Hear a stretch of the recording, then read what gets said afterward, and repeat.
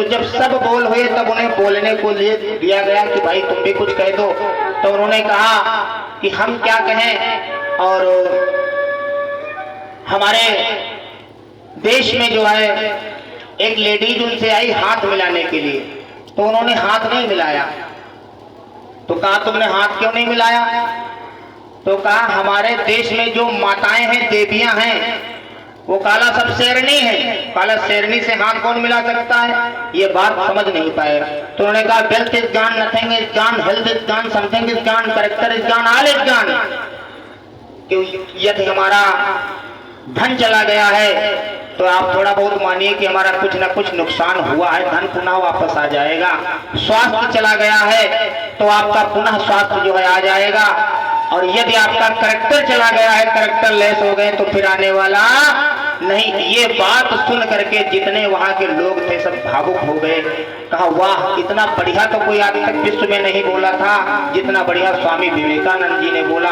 एक युक्ति आ गई और उसने कहा महाराज हम आपसे कुछ कहना चाहते हो। भी विश्व की सुंदरी थी, कोई ऐसी वैसी नहीं थी। और कहा महाराज हम आपसे कुछ कहना चाहते हैं। कहा बताओ देवी क्या कहना चाहती हो?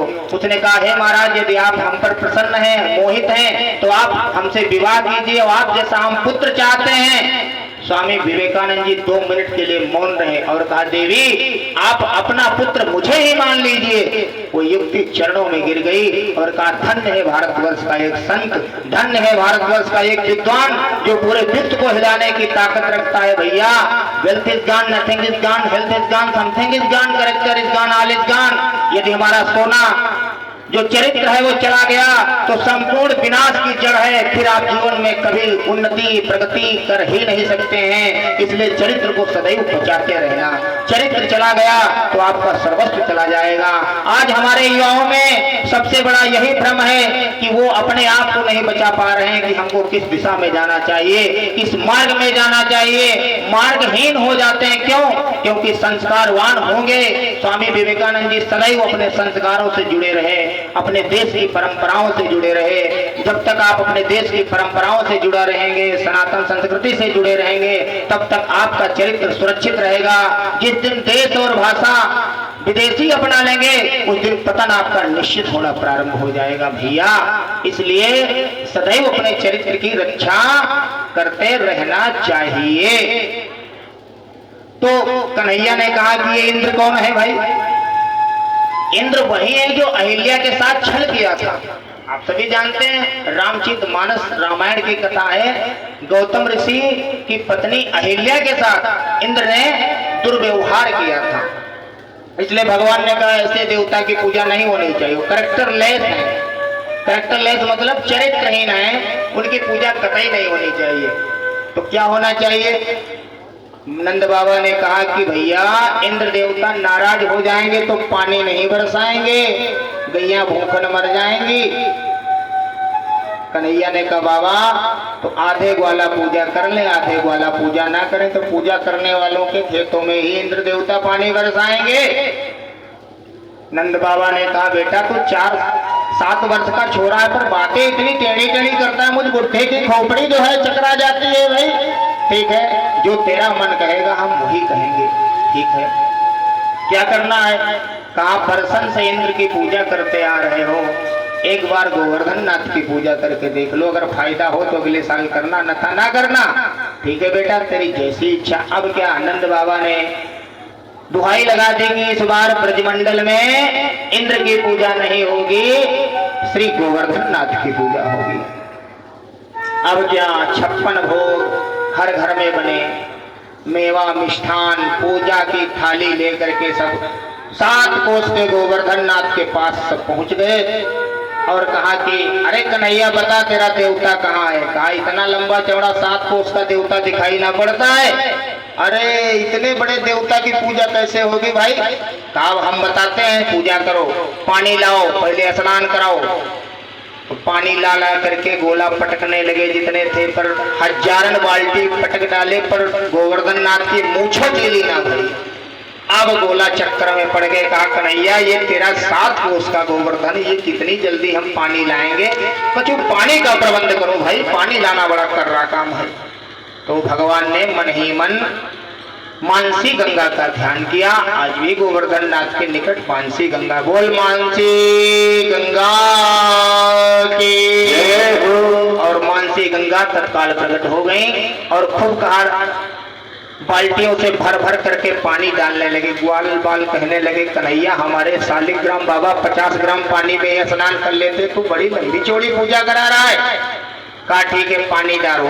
पानी को डाल करके जब स्नान करवाया, चंदन तिलक सभी लगाए और एक रूप भगवान गोवर्धन नाथ का बना लिए और एक रूप जो है भगवान कृष्ण कन्हैया वहीं बने खड़े रहे और कहा लाओ ब्रजवासियों भोग।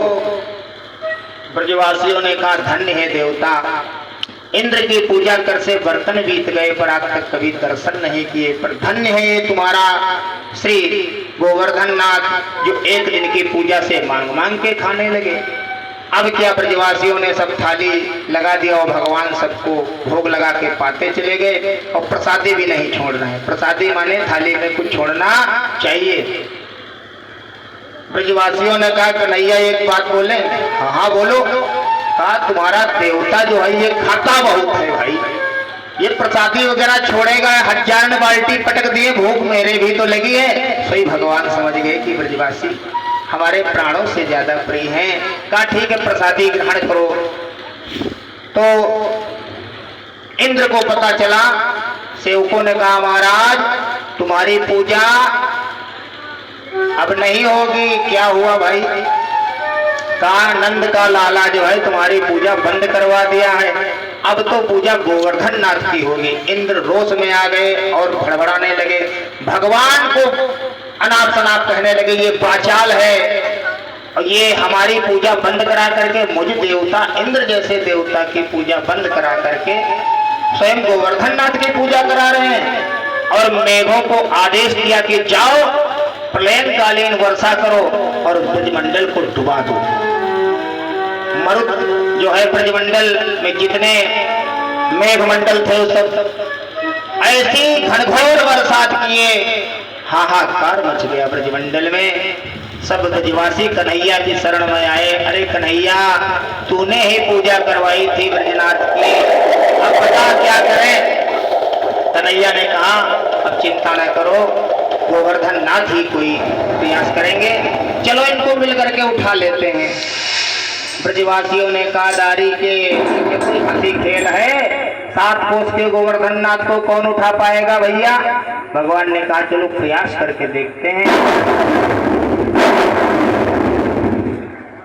और भगवान ने बड़े ही सहज रूप से एक कनिष्ठिका ये होती है छोटी अंगुली, एक छोटी अंगुली पे श्री गोवर्धन नाथ को उठा लिया। बोल गोवर्धन नाथ भगवान की।